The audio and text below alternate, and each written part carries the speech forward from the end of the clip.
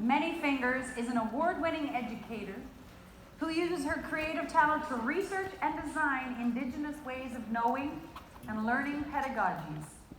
She is a Blackfoot Kainai woman from the Kainai or Blood First Nation in southern Alberta. Growing up in the Blood Reserve, Crystal witnessed firsthand the damaging intergenerational effects and impacts that the Indian residential schools had on her family and community. She shares these experiences with others to show them that with persistence and determination, we can carry on the legacy of our ancestors and live in a good way. Her personal call to action is to research, create and develop anti-racist pedagogies and build intercultural competencies for all learners. She now applies her own learned skills and competencies to indigenize and decolonize curriculum at Bow Valley College in Calgary, Alberta. Her first successful task was to initiate the TRC Call to Action number 24 for all nursing students in their practical nursing program. Crystal will share with us today some guidance on creating an ethical space through trust and respect. Please help me welcome Crystal Manyfingers.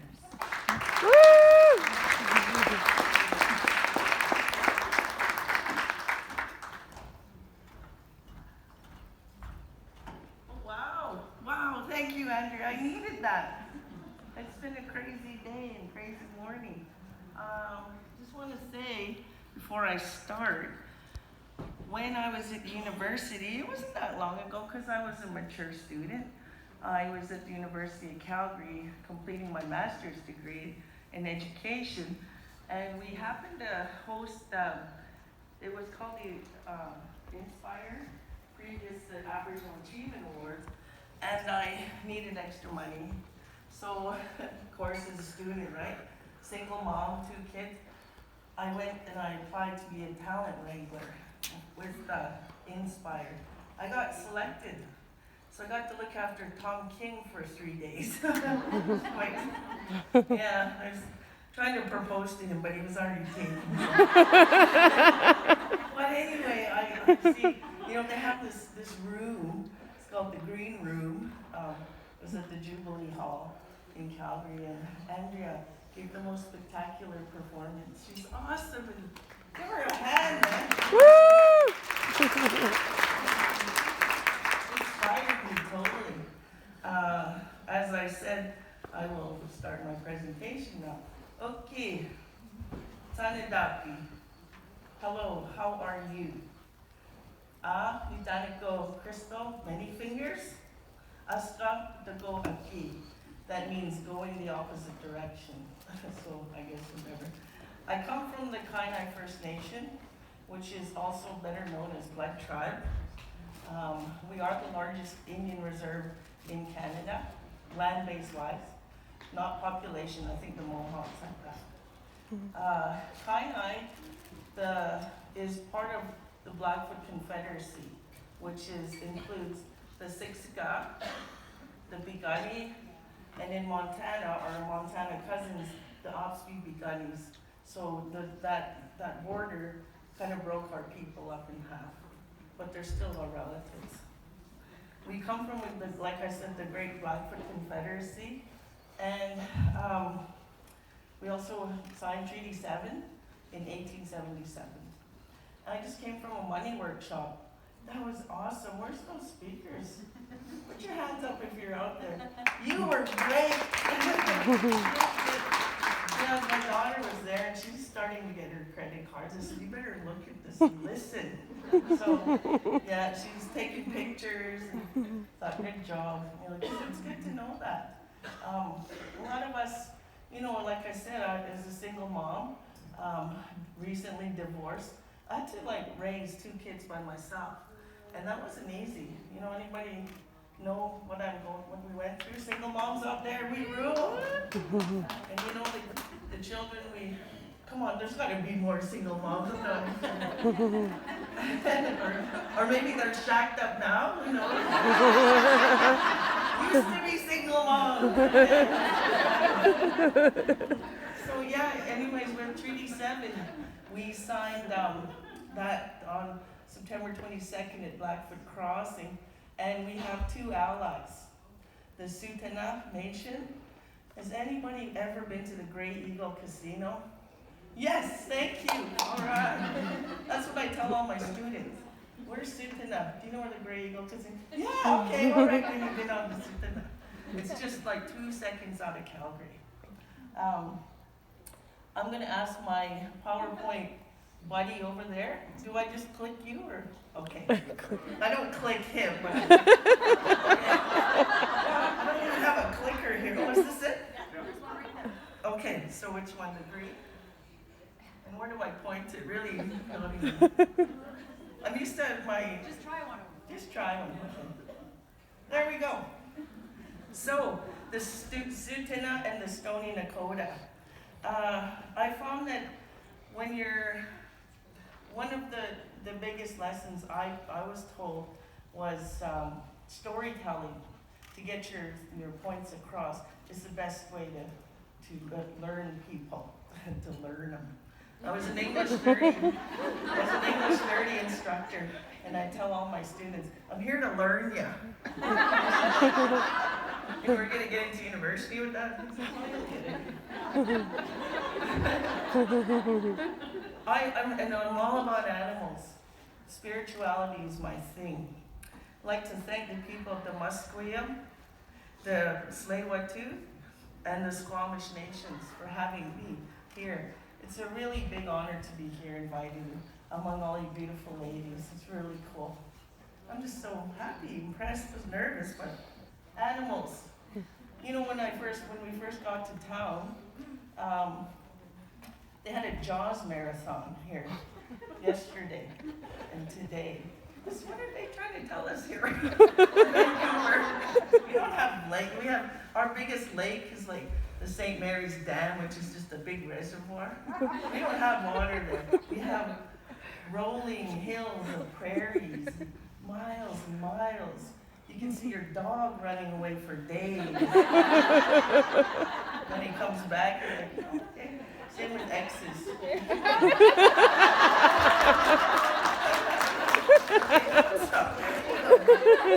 Those mountains, whatever direction you go. Here's where I come from. This here is called, in Blackfoot, Mohkinsis. It means elbow.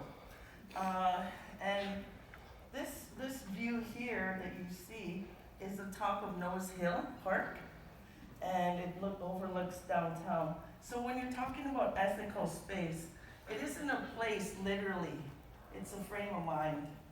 That's what we're going to talk about today.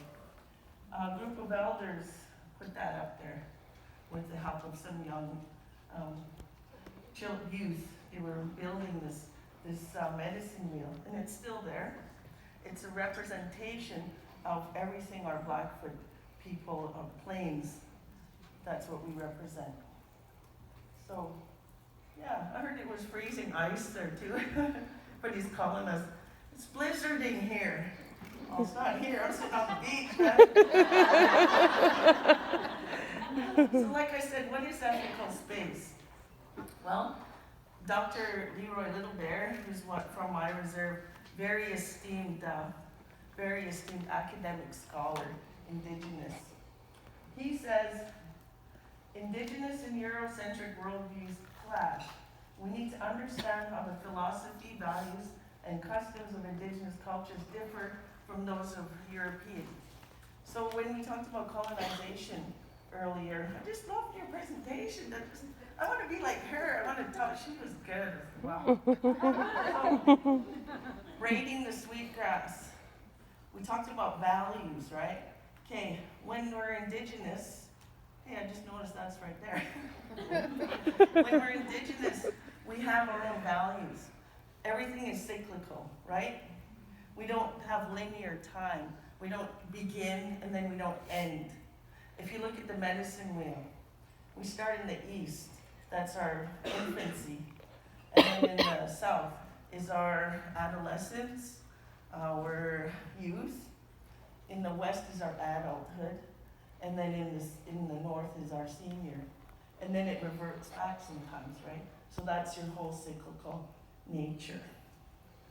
But ethical space takes place when you can exist in the white world. And growing up with the last name Manyfingers, which is my maiden name, I grew up in one of the most Alberta, let's just say Alberta, pretty redneck there. Never mind, Calgary, Lethbridge. It's right, the biggest city. Only native girl in the crowd, in the whole school. So racism was really bad for me. I became a real bully just to defend myself from getting beat up all the time, right? So this is how I grew up. We were very poor. I was raised by a single mother as well. And, I remember in grade 3, we had to leave the reserve because a murder happened in my house because of alcohol. So we moved. And, having those stories really drills your point home. Because when you can, despite all of that, take that and move into, a world where you need to make money, you need a house, you need a roof, right? You need to support your kids. You have to exist in that. So if you can find that ethical space, building trust relationships, it's really, really important. It's gonna move up. There's my mother. They were all residential school survivors. Dr. Helen Manyfingers. She was a janitor, and she actually overcame a lot of hurdles. She went to the St. Mary's Indian Residential School. She tells me when her 4 brothers were taken, then they came for her the next year. That's, I share these stories with my students. My father, Wallace, we call him Capone. He was a severe alcoholic. And I love him, but the real weird thing was I didn't understand all the abuse that they suffered in those schools until I went to university. Then I started to learn about what happened, Canada's dark history. It took those great Mohawks in the East to rise up against the army. And then the United Nations said, what's going on in Canada? Really? Let's do some investigation. Then, the TRC, all that happened. So there was a lot of abuse in those schools. My uncle Stephen Fox, that's my mom's brother, he was my father figure. He raised me. God bless their souls. There's my mother in the dark suit at residential school, just leaving. I don't know if you can see it, but if you look at her jacket, she's looking down. Her jacket's backwards like this, right?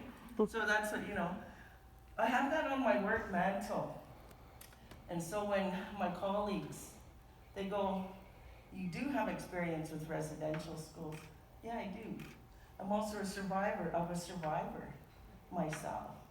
So I love to give presentations on these nuns. I really freak those students out sometimes because I show them without legs. I really make them look really scary. Because that's how they were to our young kids, eh? That show the nun, that really freaks me out too. Okay, I better move along here. My children. My daughter's here, my son is back home. If you're gonna teach a lesson on something like ethical space, you need to tell who you came from and who your children are, because those are our future. And I know that, our family really means a lot to us. Despite all the stuff we went through, we're still here. So my daughter Patricia, when I waved there, she's my little girl. She was raised by my mother because my mom couldn't show the love to me because she was raised by nuns, right? Go to hug her and she'd so when